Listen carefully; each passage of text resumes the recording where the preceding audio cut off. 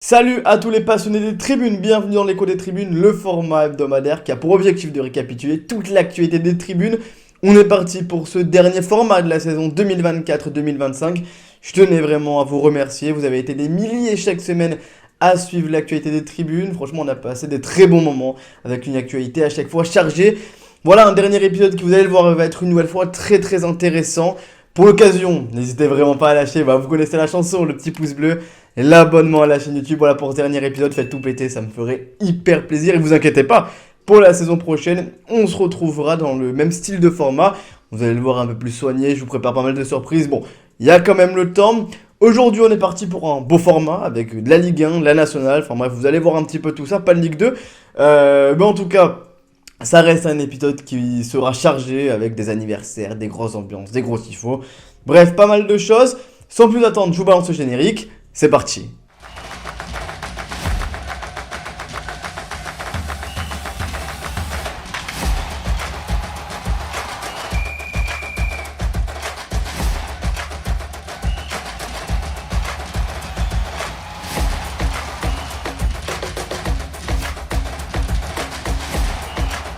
On commence cet épisode de folie du côté de Nancy pour la rencontre face à Rouen. L'ambiance était bien présente, toujours dans l'élan de la célébration du titre de champion avec pour l'occasion de beaux craquages. On pouvait notamment voir la base champion accompagnée d'une animation fidèle à l'identité du club qui s'y frotte typique. Malgré l'euphorie collective, les Nancéens n'ont pas oublié leur réalité, un message clair était visible en tribune, cette montée ne doit pas occulter un actionnaire impulsif et insécurisant. Avant de vous montrer le parcage rouennais, je vous laisse quelques images de cette belle ambiance.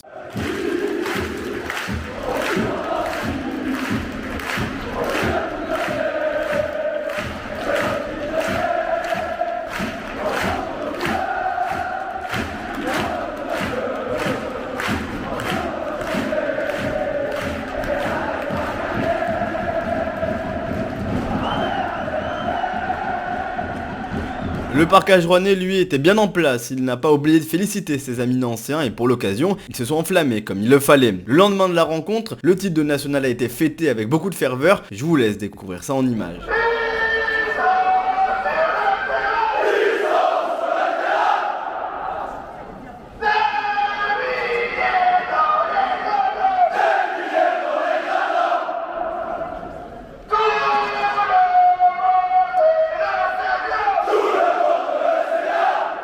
On part maintenant du côté de Lens pour la rencontre face à Monaco. L'ambiance a commencé tôt avec un gros cortège sang et or dans les rues. Une fois dans le stade, on a pu voir deux énormes tifos en tribune Marek. Le premier rendait hommage au blason lensois, accompagné du message succédant à notre cycle historique. Depuis 70 ans, nous arborons nos blasons avec passion avant qu'un grand RCL ne soit déployé. Une autre animation est sortie du côté des Wolves, accompagnée d'un craquage bien senti. En face, le parcage monégasque a répondu présent avec une belle mobilisation. Vous avez bien sûr les images. Direction Bourg-en-Bresse pour saluer le très beau parcage dijonnais. Un parcage bien garni, accompagné d'une animation très réussie retraçant l'historique de leur déplacement. Un 200e déplacement joliment célébré avec la passion et la fidélité qu'on leur connaît. On part maintenant du côté de Metz pour la rencontre face à Dunkerque. Impossible de passer à côté du cortège exceptionnel des Messins, mené derrière une bâche commune, tous ensemble pour la montée, les images parlent d'elles-mêmes. Dans le stade, l'ambiance est prolongée avec une belle animation signée La Horda, où vous pouvez lire « Ô Metz mon amour, le seul, l'unique, le vrai », accompagné des logos de La Horda et du FC Metz. Du côté de la groupe à Metz, une animation plus sobre aux couleurs du club avec ce message « Entends la tribune chanter à tes côtés ». Une banderole engagée a aussi été déployée de Dunkerque à Florange, sauvons l'acier français, en référence aux suppressions de postes chez ArcelorMittal. Respect également au parcage dunkerquois qui a fait le déplacement, vous avez l'image. On s'envole maintenant du côté de Paris pour la rencontre face à Auxerre. Un tifo XXL a été déployé pour fêter le titre de champion de France. On pouvait lire « Champion de France » accompagné de l'inscription PSG sur l'ensemble des tribunes. En face, un beau parcage auxerrois s'est fait remarquer, respect à eux, vous avez encore une fois les images. Cap sur Nantes pour une rencontre animée en tribune face à Montpellier. C'est l'émotion qui a triomphé sur ce match suite à la disparition de Ludo, expatrié du groupe depuis 2003. Un vibrant hommage lui a été rendu avec son portrait accompagné de cette phrase forte, plus de 2 décennies à nos côtés,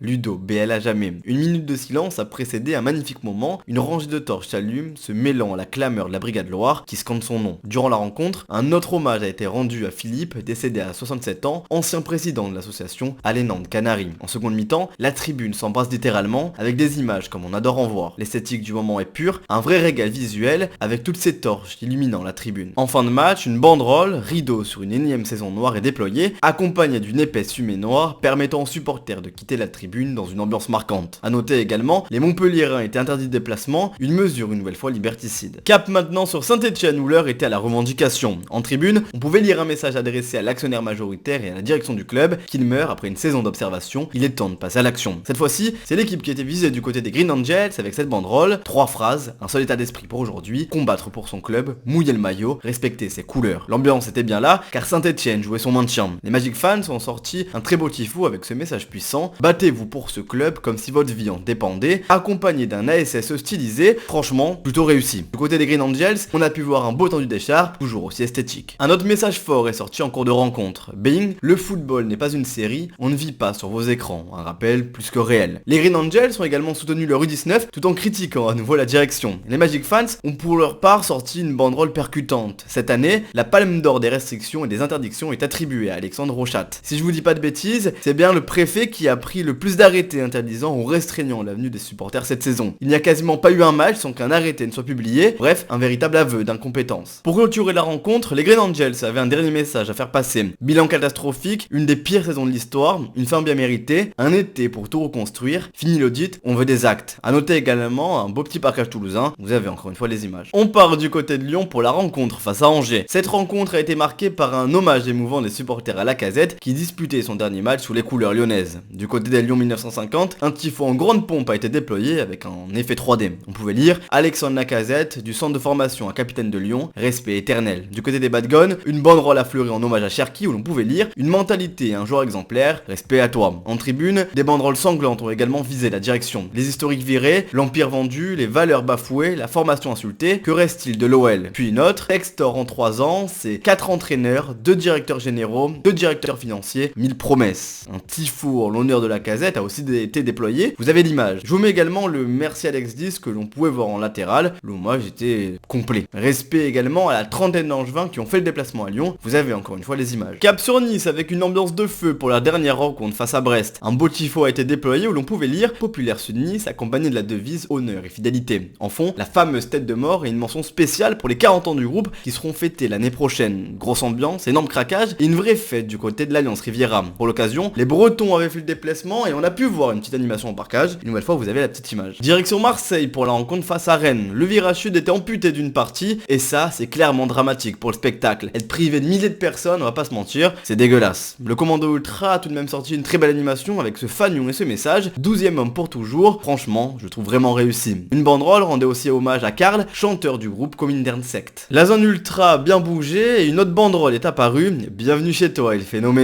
Évidemment, l'hommage à Mandanda, on pouvait pas passer à côté. Le virage nord a continué dans sa lignée avec des tifos toujours aussi réussis. On pouvait y voir un grand OM gravé, accompagné de cette phrase touchante, je t'aimais, je t'aime et je t'aimerai. Durant la rencontre, le CAOM affichait plusieurs messages, respect pour votre amour pour le club, merci Longoria, merci Benassia, grazie de Zerbi. A noter également la présence du parcage Rennais au Vélodrome, avec la badge du RCK bien visible. Impossible de passer à côté des 35 ans des DVE, l'un des événements majeurs du week-end. Bon, ça a commencé de manière un peu particulière avec un leak du tifo par leur ennemi juré lensois, une drôle de manière de leur souhaiter un joyeux anniversaire. Malgré ça, les Lillois ont quand même choisi de déployer le tifo, et je vais vous montrer tout ça. Le nombre d'animations a été tout simplement colossal. Dès l'échauffement, on pouvait voir déjà un premier tifo avec la date de création du groupe et son logo. Pour l'entrée des joueurs, un immense Lille Fans aux couleurs du club a été déployé, suivi d'un beau craquage, le rendu est très bon. Ensuite, un tifo en 3D est apparu pour marquer les 35 ans de DVE, accompagné de stroboscope très réussi. Si vous avez l'œil, vous reconnaîtrez notamment la tête de mort de la BSN ou celle de leur ami de Bruges. Une autre énorme bâche a été déployée avec l'inscription DVE Lille 1989. Les DVE ont aussi une pensée émue pour leurs disparus, célébrés à travers un craquage hommage. Et enfin,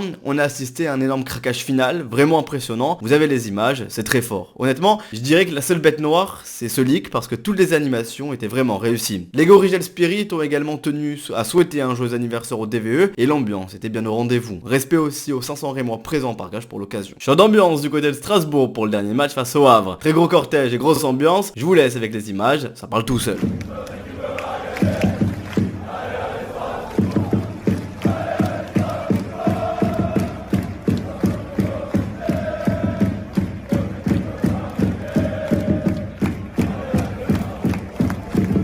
En tribune, un très beau tifo signé les Ultra Boys, accompagné de drapeaux bleus et blancs dans tout le stade. Une banderole a également été déployée, on pouvait lire « Joueurs, bravo pour cette saison historique », le tout accompagné d'un craquage. Je vous laisse avec un autre moment de craquage, c'est typiquement le genre d'image qu'on aime voir. Respect aussi au Havre présent, vous avez l'image. Petit tour d'horizon du côté des Bordelais en déplacement pour la rencontre face au SC Locminé. Une nouvelle fois, belle mobilisation des Ultramarines, vous avez les images de la rencontre. Gros contingent aussi du côté des Northgate avec plusieurs animations bien visibles. On pouvait notamment lire un Lopez dégage accompagné de la mention détesté des Bordelais. Un Northgate bien visible, encadré par des pots de fumée, faisait également partie du décor. Et au-delà de ça, pas mal de pyros tout au long de la rencontre. On part maintenant du côté des Lorientais, présents à Kerlire pour soutenir leur équipe réserve qui a été sacrée championne de National 3 et évoluera en National 2 la saison prochaine. Vous avez une nouvelle fois les images. Petit détour aussi du côté de Grenoble où les féminines ont pu compter sur le soutien de leurs supporters pour leur montée. C'est toujours des belles images à voir. Passage par Le Mans qui évoluera en Ligue 2 l'année prochaine. Je vous laisse avec les images de la communion entre les supporters et les joueurs. Un vrai moment de partage.